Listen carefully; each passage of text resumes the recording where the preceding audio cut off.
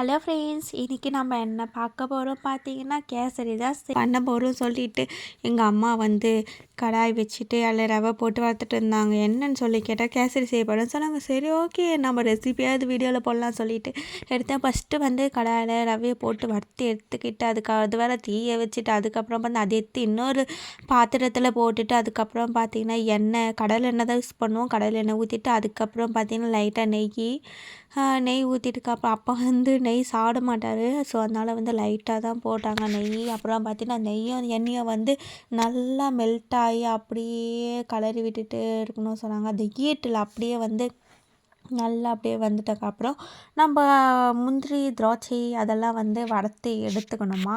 நல்லா பபிள்ஸ்லாம் வருது பார்த்திங்களா, இந்த மாதிரி வந்தவுடனே தனியாக இன்னொரு பிளேட்டில் எடுத்து வச்சுட்டாங்க. எடுத்து வச்சுட்டோடனே திரும்பவும் அந்த எண்ணெய் ஊற்றினாங்க பார்த்து அதில் வந்து நம்ம எடுத்து வச்ச வறுத்த ரவையை எடுத்து திருப்பி போட்டுட்டாங்க. நானே ஃபஸ்ட் டைம் இப்போ தான் பார்க்குறேன். கேசரி இப்படி தான் செய்வாங்களாம் சொல்லிட்டு, நீங்களும் இப்படி தான் செய்வீங்களான்னு சொல்லி கமெண்ட் பண்ணுங்கள் ஃப்ரெண்ட்ஸ். எங்கள் அம்மா இப்படி தான் செய்வாங்களாம். அப்புறம் பார்த்திங்கன்னா நல்லா இது மாதிரி பண்ணிட்டாங்க. அப்படியே நல்லா கலரி விட்டுட்டே இருந்தாங்க. பாருங்கள் ஃப்ரெண்ட்ஸ், பார்க்கும்போதே தெரிஞ்சிருக்கோம் இப்படி தான் செய்வாங்களா கேசரி. எனக்கு தெரியாது, உங்களுக்கு தெரியும்ல. உங்களுக்கும் கேசரி செய்ய தெரியுமா ஃப்ரெண்ட்ஸ்? நீங்கள் இந்த மெத்தட் தான் யூஸ் பண்ணீங்களா இல்லை வேறு ஸ்டைலில் எப்படி செய்வீங்கன்னு சொல்லுங்கள். பாருங்கள், இந்த மாதிரி செஞ்சு சாப்பிட்டு பாருங்கள் எப்படி இருக்குன்னு சொல்லி. அப்புறம் பார்த்திங்கன்னா ஃபைனலாக சர்க்கரை கொட்டிட்டாங்க.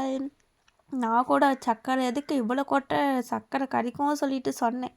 அதுக்கப்புறம் பார்த்திங்கன்னா எனக்கு தெரியும், நீ கொஞ்சம் அமைதியாக இருன்னு சொன்னாங்க எங்கள் அம்மா. அப்புறம் பார்த்தீங்கன்னா கலரி விட்டுட்டே இருந்தாங்க. பார்க்கும்போது குட்டியாக இத்தூண்டு தானே இத்தனோண்டு இந்த ரவையே அப்புறம் பார்த்தீங்கன்னா நல்லா கலரி விட்டுட்டு அப்படியே புட்டு மாதிரி வந்துச்சு பாருங்களேன். பார்க்குறப்பவே காமெடியாக இருக்குது. அப்புறம் நம்ம நல்லா வதக்க வந்து வெள்ளை கலரில் இந்த ரவை வந்து அப்படியே ஒரு மாதிரி ப்ரௌன் கலரில் மாறி மாறி வருது. பார்த்தீங்களா ஃப்ரெண்ட்ஸ், மேலே வந்து ஹாவியாக அப்படியே பறக்குது. அப்படி நல்லா கலரி விட்டுட்டே இருக்காங்க. ஏன்னா ஆல்ரெடி அது வந்து தீந்து போயிடுச்சு. ஸோ அதனால தீந்து போனது தனியாக கொட்டிட்டு அம்மா நல்லது மட்டும் எடுத்து போட்டுட்டு அப்புறம் வந்து ஃபைனலாக தண்ணி ஊற்றிட்டாங்க. தண்ணி ஊற்றினதுக்கப்புறம் வந்து மறுபடியும் கரண்டியை வச்சு நல்லா தோசை சுடுற கரண்டி, அது தோசை கரண்டியை வச்சு நல்லா கலரி விட்டுட்டே இருந்தாங்க ஃப்ரெண்ட்ஸ். பார்க்கும்போது உங்களுக்கு தெரிஞ்சிருக்கோம், நாங்கள் வந்து ரொம்பலாம் நிறைய சாப்பிடலை. சும்மா ஒரு 4-5 பேர் சாப்பிட்ற அளவுக்கு கொஞ்சமாக தான் சாப்பிட்டோம் ஸ்வீட்ஸ், ஓகேங்களா. ஸோ அதனால் வந்து கொஞ்சமாக தான் செஞ்சோம், ஒரு 5 பேர் சாப்பிட்ற மாதிரி. ஸோ அதில் வந்து கேசரி நான் சாப்பிட மாட்டேன் ஃப்ரெண்ட்ஸ்.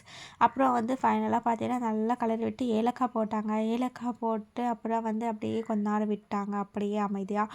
அப்புறம் அந்த ஈட்டில் வந்து கொஞ்சம் பபிள்ஸ் மாதிரி வந்து அதுக்கப்புறம் பார்த்தீங்கன்னா கேசரின்ற பேர் கேட்கும் போது நம்ம கேசரி பவுடர் போடணும்ல.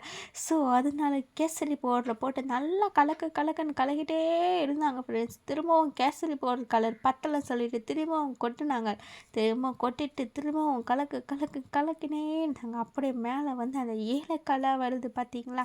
அப்புறம் பார்த்திங்கன்னா நல்லா கலரி விட்டுட்டே இருக்கும் போது அப்படியே ஒரு மாதிரி இந்த எப்படி சொல்கிறது, ஒரு மாவில் நம்ம கலரினா எப்படி இருக்கும் அந்த மாதிரி வந்துச்சு ஃப்ரெண்ட்ஸ்.